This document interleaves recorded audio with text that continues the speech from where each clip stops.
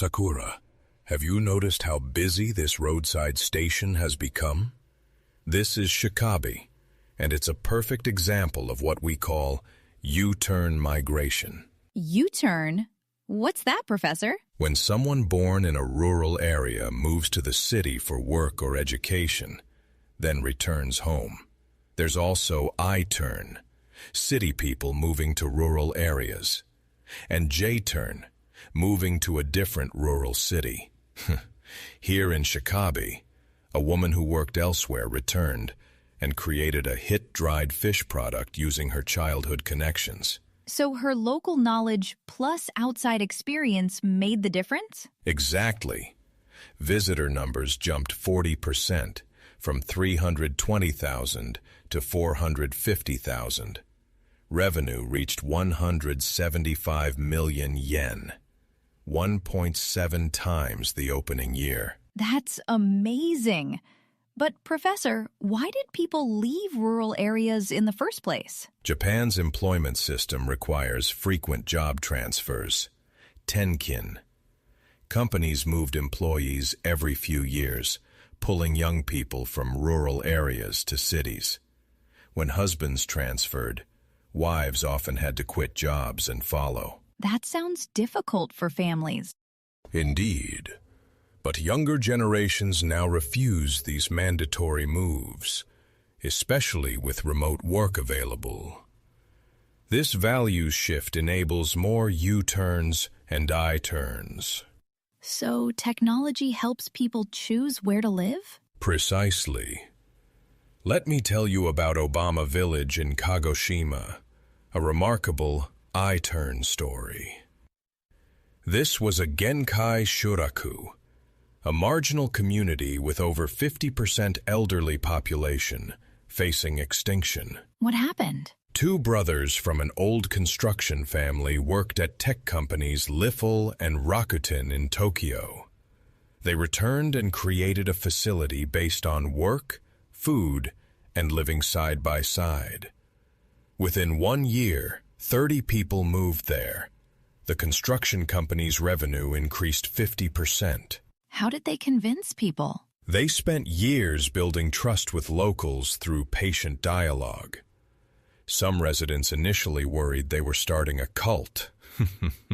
But persistent, respectful communication won hearts. They also kept economic capital circulating locally. I never thought about needing community acceptance first. It's essential. Now, the most innovative approach: Osaki Kamijima Island in Hiroshima. Their high school faced closure, but they created a school revitalization project.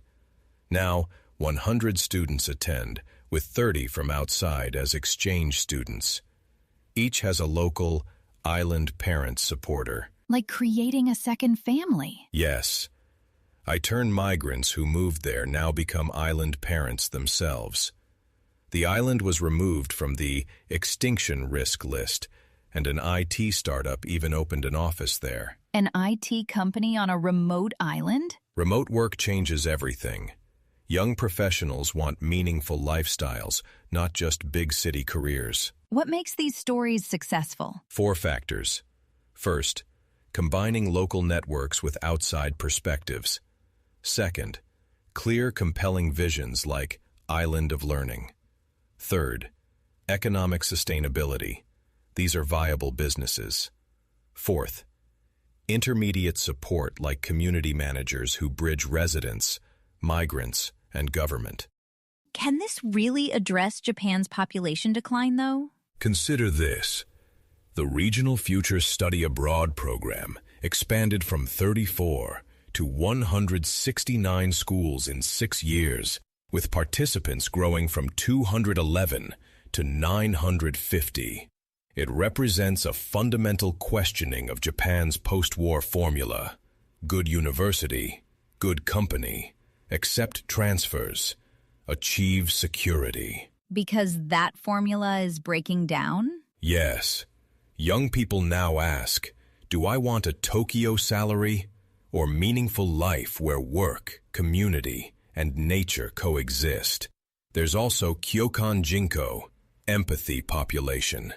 People who don't live in a region but support it through social media, buying local products, spreading awareness. Like virtual community members. Exactly. This digital empathy often becomes motivation for eventual migration. Regional revitalization isn't about reversing Tokyo's dominance.